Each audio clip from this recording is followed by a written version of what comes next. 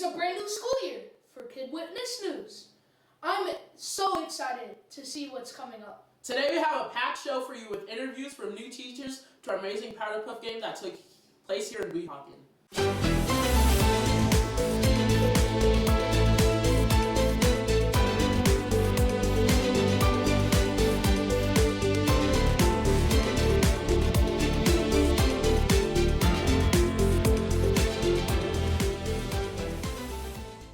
Starting our broadcast is a little look into our great town of Weehawken. Weehawken Day is a time to celebrate our town's rich history.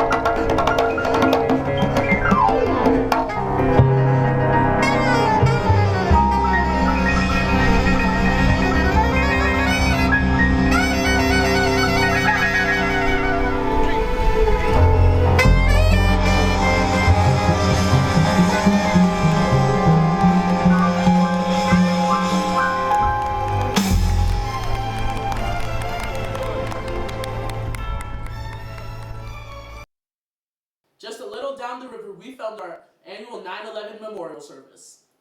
This is a day of remembrance to pay respect to all the lives that were tragically lost on that day.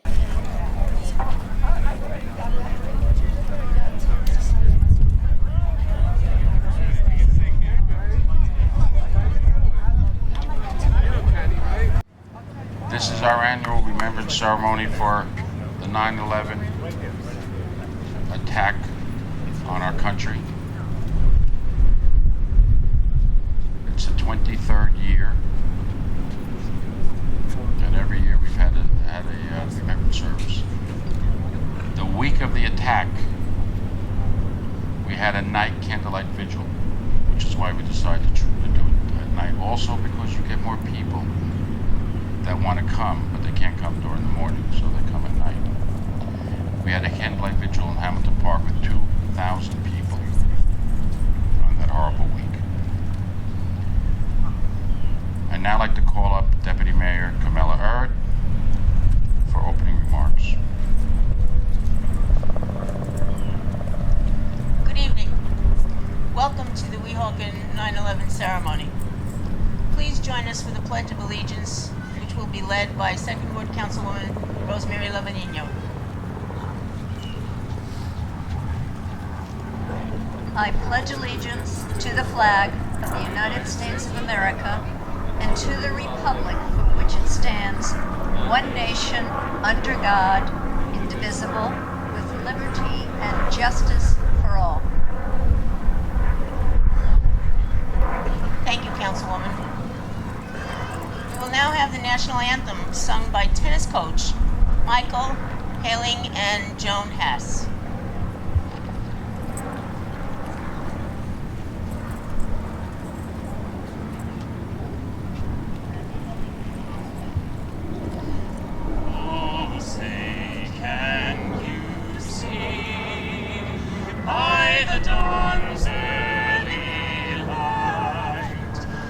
So proudly we hailed at the twilight's last gleaming, whose broad stripes and bright stars through the perilous fight o'er the ramparts we watched were so gallantly streaming, and the rocket's red glare, the bombs bursting in air, gave proof through the night that our flag was still there.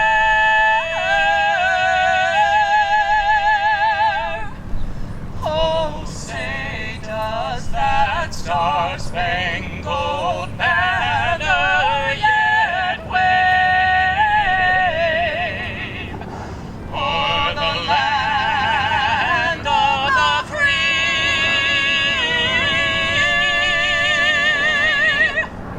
and the home of the brave, the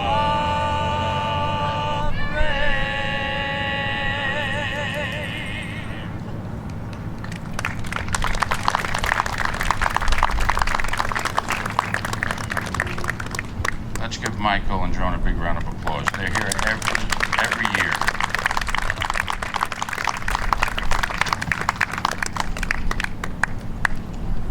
I have a few introductions to make. You already met First Ward Councilwoman Camilla Silvestri, Third Ward Councilman Dave Curtis, Second Ward Councilwoman Rosemary Lavanino, and Councilman Large Rob Sosa, who was away on vacation to make sure he came back tonight for the ceremony, for the remembrance, and our Township Manager Giovanni Ahmad. And we also have representatives from our police department, our director Jeff Wells, our fire department, our ambulance squad, and let's give them a big round of applause. You can never underestimate the emergency emergency services that are offered by all our communities. And Weehawken is second to none when it comes to our ambulance, our police, and our fire. So let's give them a big round of applause for what they do. We also have representatives of the American Legion here. Ladies, thank you very much. And the VFW. Joe Revito's here someplace. Okay. So we all know why we're here, why we have a remembrance service. 2,977 people, Americans, people from all countries, perished that day. World Trade Center, 2006-06, and the state of New Jersey had many, many hundreds of individuals who perished. American Flight 11, 87, United Flight 175, 60, Arlington, Virginia, the Pentagon, 125, American Flight 77, 59, and Shanksville, Pennsylvania, United Flight 93, 40 people. The largest terrorist attack on the United States after Pearl Harbor.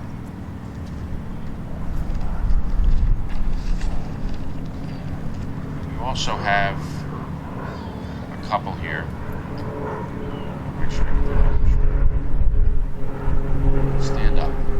Bart T. Palmer and Shamir Palmer, whose father passed away working for Cantor Fitzgerald, Hasmukh Palmer. We thank you for being here, and we share your grievance. Thank you. We had many individuals working at Cantor Fitzgerald, by the way. Behind us, you see this monument. It's a remembrance monument. These are the original tridents from the World Trade Center. And we have put, everyone should read this. Not only is a remembrance for those you'll hear that were Weehawken residents that passed away, but if you were around on that day, the entire East Coast shut down. I think the entire country shut down, but especially the East Coast.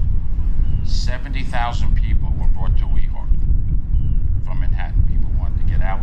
They had to get out. They were brought to New York by New York Waterway, by private boats. The former Arthur's Landing, which is now Molos, was the center. The New York Waterway Terminal was the center. Hundreds of people from Weehawken came down to assist those in need. There was a triage center, right? You came over, you were in good shape, you went one place. You came over and you were full of debris, which many, many people were full of debris. The fire department hosed you down, cleaned you up the best they could. If you had any injuries, ambulance squads, not only ours, from all over North Jersey assisted people. And there was no transportation. They were here for hours. We brought food, we brought water. Residents took people home to their homes. Hundreds of people were sheltered by our residents. It was a tremendous undertaking. And we appreciate everything everyone has done. And I want to do a special shout out. I already mentioned the VFW and the American Legion, but let's give a round of applause to all our military personnel, wherever they may be.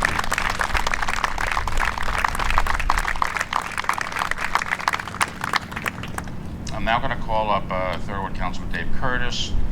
He will read the names of the Weehawken the residents who perished that day, and there will be a bell rung by the fire department after each name is read. David? Thank you. Robert Vicario, age 40, contractor. Juan Pablo Alvarez Zaneros, 23, Cantor Fitzgerald. Eric Brian Evans, age 31, insurance manager, Diane Court.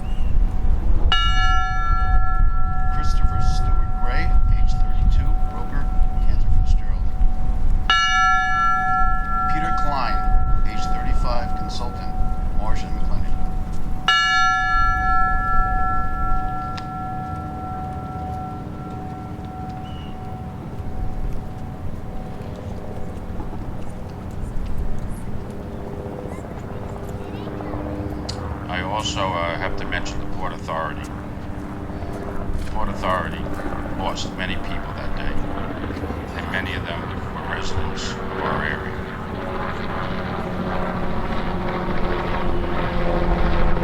We're now going to have the ceremonial bell ring. Bell will be rung 4 sets, 5 times for all the first responders who perished on 9/11.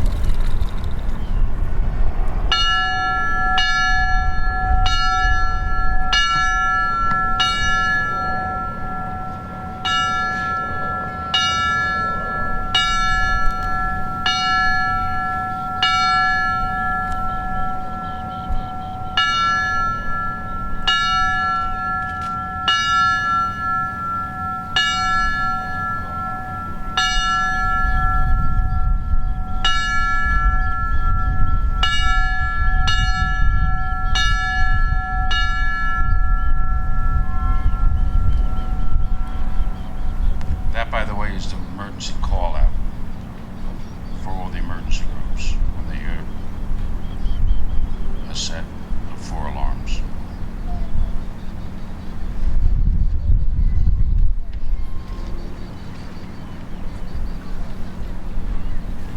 Stop it.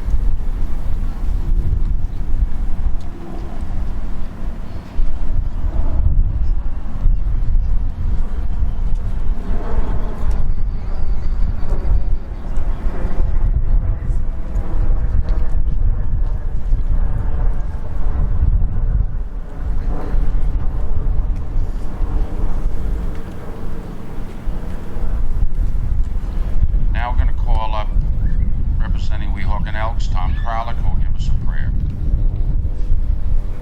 All right, there we go.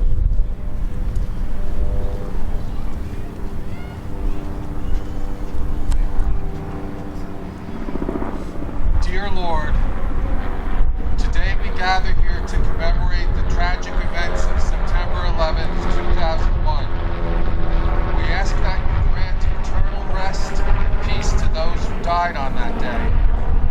We pray that their memories live on through those who knew them and those who only know them through the stories of family members and friends. We also ask, Lord, that you bring comfort to those who still suffer from health-related illnesses caused on that day. And finally, Lord, we come here today to honor our first responders who bravely and selflessly put their own lives at risk to rescue victims on September 11, 2001. Please bless them and all first responders and keep them safe always. Amen. Thank you, Tom.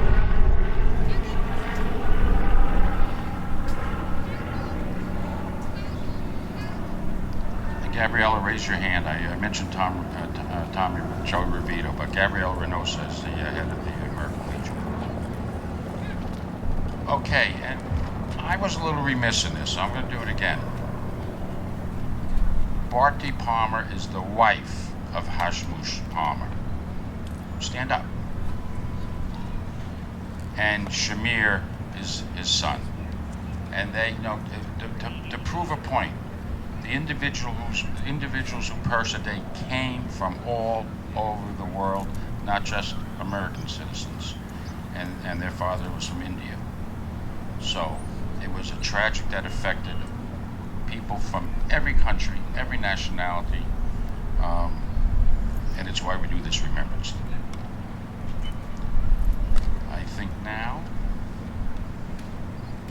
we're going to do taps, right? Where is he? Ah, there he is. Our new Weehawken High School Marching Band Director, Anthony Nunez, was close. We'll now do taps. Thank you.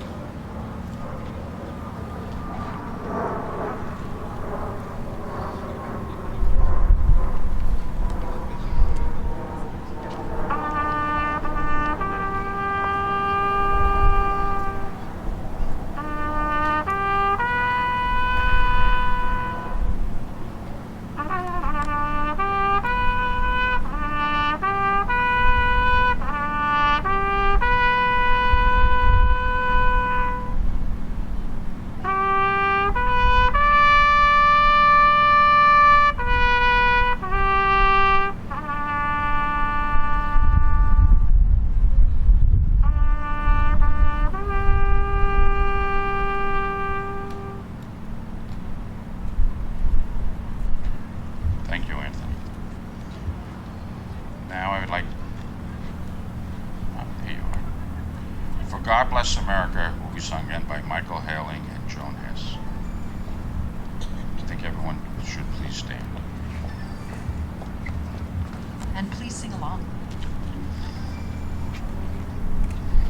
God bless America, land that I love. Stand beside her and guide her through the night with the light from above. From the mountains to the prairies to the oceans white with foam.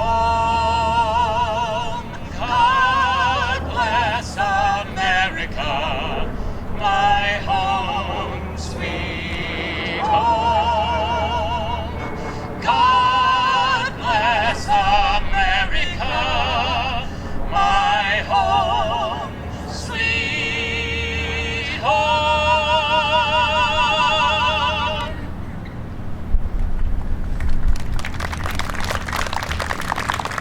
Thank you, Michael and Joan. And Andrew Forbes, did I say it right? Forbes is going to, he's obviously a bagpiper and he's going to play Amazing Grace.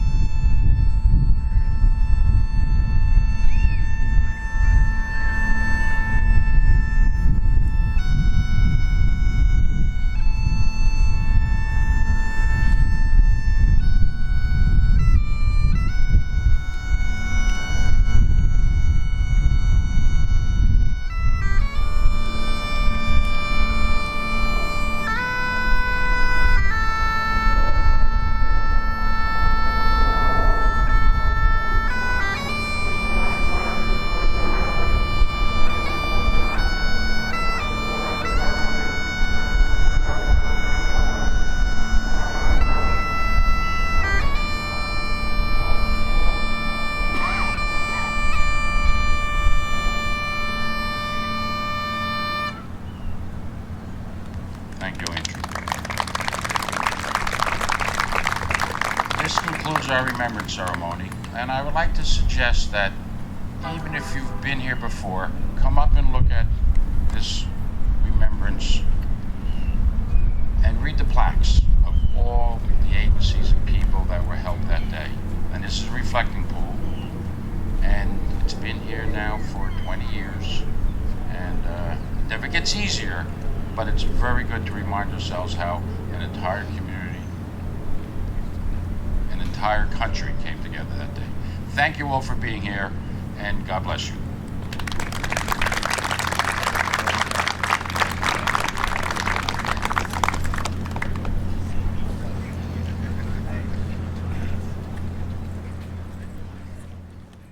Such a tragic day those 23 years ago. In lighter news, our junior broadcast correspondent, Derek Vedder, me, conducted interviews with new teachers in Weehawken High School. My name is Derek, and I'm here with Mr. Piercy. Say hi, Mr. Piercy. Hello, glad to be here. What subject do you teach?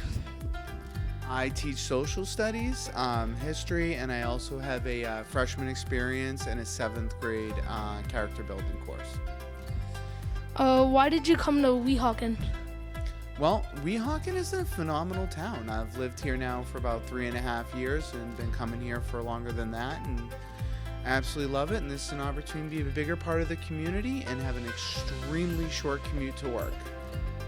Where did you teach before Weehawken? If you were a teacher before this? I taught in a couple different districts in Massachusetts, and then I worked online in higher education for 8 years, building assessments from anything from, check your understanding questions to state assessments, college courses. I ran guidance department, admissions department, enrollment department, and I also trained college professors how to teach online. Do you like it here in Weehawken? I've loved it so far. Being back with actual kids instead of computers, discussion boards, and surly professors who don't get paid enough has been very refreshing. How long have you taught as a teacher? Well, that's kind of like an interesting question. So I've taught for 4 years between subbing and long-term subbing. And then when I worked in the online realm, throughout that period, I trained subject matter experts, professors, and worked with students as well. So there was some teaching there, but not in a traditional sense. So I guess this is kind of like my 5th year of working in a public school. But technically this is my first year with being the teacher of record and not as a long-term sub. Do you have any hobbies or other jobs you do out of school? I do. I love snowboarding. I love reading. Me and my family, we all got mountain bikes, so we've gone on some really, really long mountain biking trips. We love hiking. Basically anything that gets us outdoors and isn't, too incredibly crazy is kind of pretty much right up our alley. Do you have a favorite class that you teach?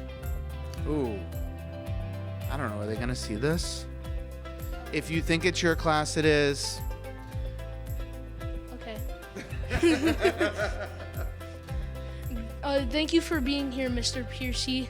Have a nice weekend, and don't forget to always tune in for other interviews like this with new teachers and getting to know them more. Have a nice day. Let's all give a warm welcome to Mr. Piercy. Ever wanted to see the roles reversed in football? In this year's Powderpuff Game, our senior cheerleaders took to the field to play some football, and our boys became the supportive and peppy cheerleaders.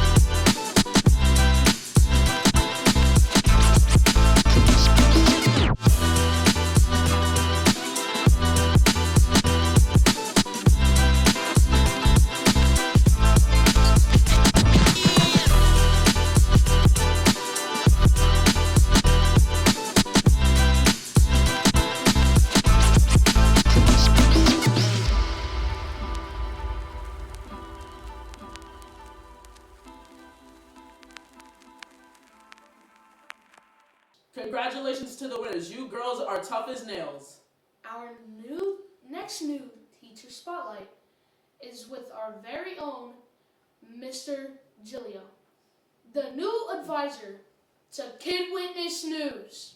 Hi, I'm Derek Vetter, and I'm here with Mr. G.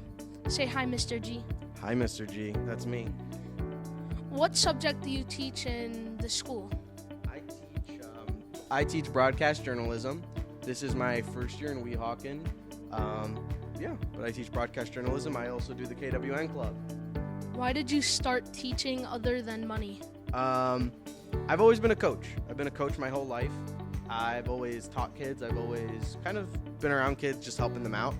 Kind of felt natural for me. Both my parents are also teachers, so it just kind of, I fell into it, you know?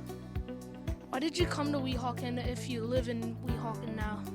So I don't live in Weehawken. I actually live about 30 minutes from Weehawken. And I will say the teaching certificate I have, it covers a very specific thing. It covers audio and TV. So I can only work in like TV studios and schools. And Weehawken, I was lucky enough that they were hiring. That's kind of one of the main reasons I'm here, because there's not a lot of schools hiring for a TV production teacher or broadcast journalism teacher. Where did you meet your fiance when you met her? We met in college. I went to Rampo College, and when I was there, I actually studied broadcast journalism. I studied parts of broadcast journalism. I actually studied digital filmmaking while I was in college. Also, where did you teach before Weehawken? If you teached anywhere else? Yeah. So this is my first year teaching, actually. I was a substitute for about a year in a school in Paterson, New Jersey, where I was kind of there every day, just helping out mainly the older kids, like the 5th graders and stuff. But this is my first full-time year teaching. Do you like it here? And if you do you have any favorite class or any funny classes? I love it here. The TV studio here is great. I love all the kids. I love working with you guys. My favorite class, the one this guy's in, obviously. What else was there? What'd you say? Funny moments? Probably your little video you made where you did the baseball pose. I thought that was really funny. How long have you taught? Is this like, since this is your first year, how long have you taught like as a substitute and now primary teacher? So in total, this is my first year teaching ever as a full subject. Before that, for about a year, I was a sub, just kind of getting money and helping kids out. But yeah, I'd say about 2 years of experience, technically, if we count this year too. Do you have any hobbies while you're on your breaks in school and out of school? So when I'm on my break in school, I'm either checking my emails, doing some work, or I'm watching something on my phone, like a movie or something, just to keep myself busy. Hobbies outside of school, I love playing Dungeons and Dragons. It's one of my favorite things. What else? Let's think. I've started building miniatures, like little models. I started doing that for a game called Warhammer, which is pretty fun. But yeah, that's kind of it. I run a D&D game with my friends. It's one of the most fun things I do. I've also, I forgot to mention this, a job I've done before teaching and during subbing, I was basically I would do STEAM. You know what STEAM is? So like science, technology, engineering, art, and math. I was a teacher for STEAM for this company where we would go from school to school for after school programs and teach robotics and stuff in Scratch. So that's another interest of mine that I've done. So yeah, I guess you could also add that to my experience. Did you like when you were teaching as a sub? Did you like any particular classes that you teached, or like any particular subject? So I would substitute for this one 5th grade teacher a lot, but that school didn't really need me as a sub. They needed me as almost like a paraprofessional, where I would be one-on-one with kids or kind of in groups with them. I really enjoyed it. It was a challenge working with them in Paterson and stuff, because it was just tough. A lot of the kids had needs that they couldn't really be met all the time, but I tried my best. We really got to know each other over the year. I even got to watch them do their 5th grade walk-off. It was really nice. While you were saying that, I thought of my cousin, because she like kind of does those things where like one-on-one and in groups. Paraprofessional type stuff. Yeah, because like she graduated college to like help kids. Like a therapist. Yeah, a year ago, but like it's in a school, I think. Yeah. And she has all these cool plushies and stuff and pillows to help entertain the kids also. So that's for mainly like I guess that could be like occupational therapy or like a guidance counselor almost. A lot of those things, it's not exactly what I did when I was subbing. I would more be like a second hand to the teacher, just kind of someone else in the room. But I was with them for so long, it felt like I was also their teacher, which was really cool. Is there any other favorite things like movies or like just normal videos or like video games you play other than the other one talked about? Yeah, so I love movies. I love video games. I love music and stuff. I love all that.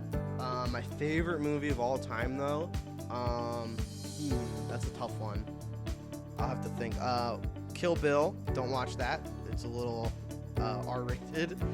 Pan's Labyrinth. I love. I'm trying to think. There's one more. I can't remember it off the top of my head. The original Godzilla, 1954, I want to say. That's one of my favorite films of all time. Video games. I love Borderlands 2. That's one of my favorite games. I played that with my friend when I was in middle school, and it kind of stuck with me ever since. That's one of my favorite games. Yeah. Thank you for coming and talking with me for this nice interview. Thank you guys for coming again and watching our news to see another interview like him. Come again soon and for our next interview. Thank you guys for watching. And now for a video package detailing the scary world of AI art.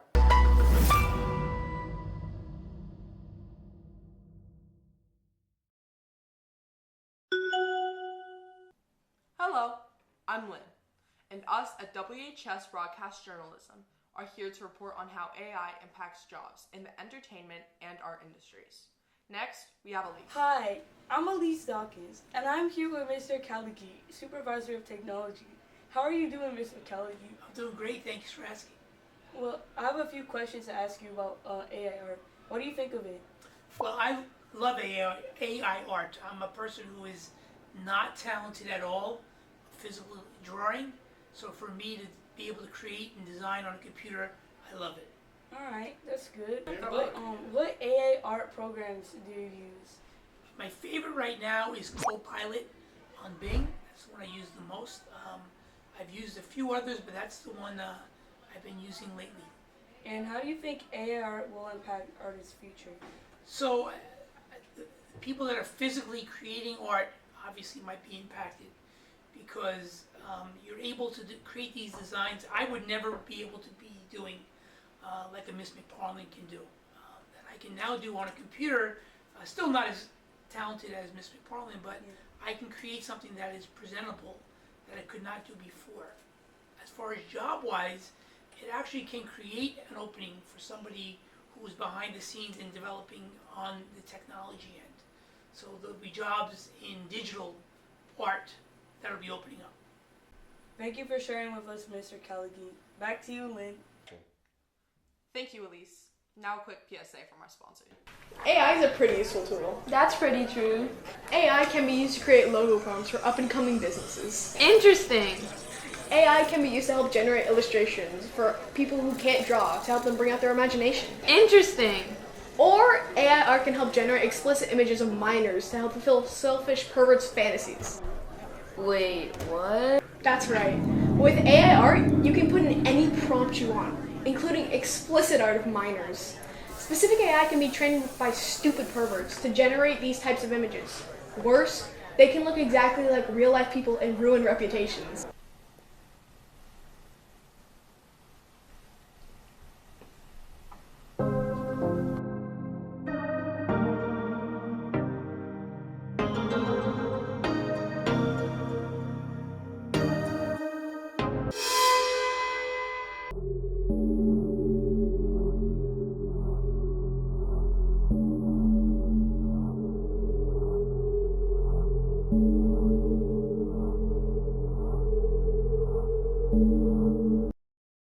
Welcome back, folks. Next, we're bringing out the controversy.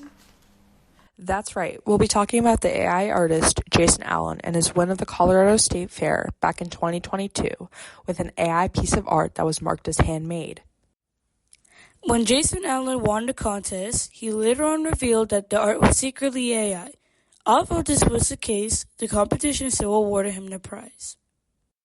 This art, called Théâtre d'Opéra Spécial, was registered for a copyright registration, but was denied as the government believed that AI art is plagiarism. Another recent AI art controversy is with the once-loved art program called DeviantArt.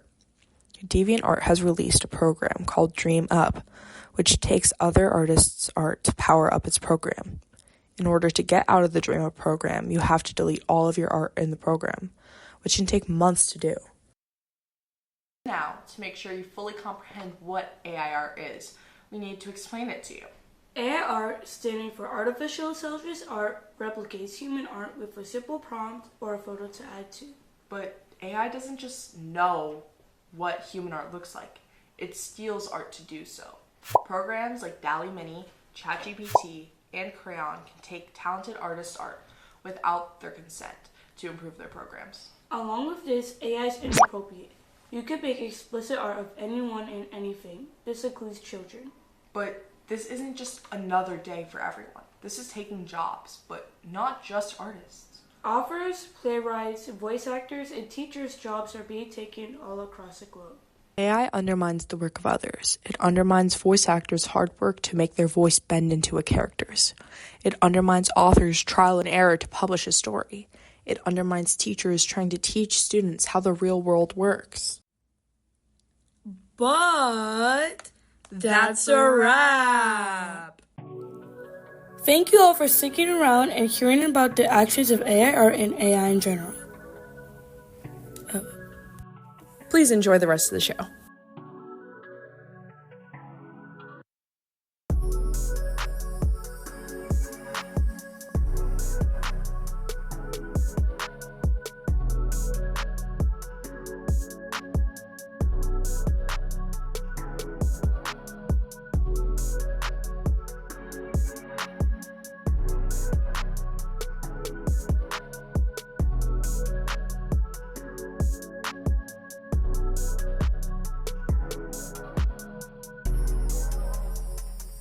Oh, okay. I can do this. Alright, I'm already recording, so quiet on set. Take a second. Camera rolling and action. So now, to make sure you fully comprehend what AI art is, we need to make sure you understand it. AI art, standing for Artificial Intelligence Art, is a simple.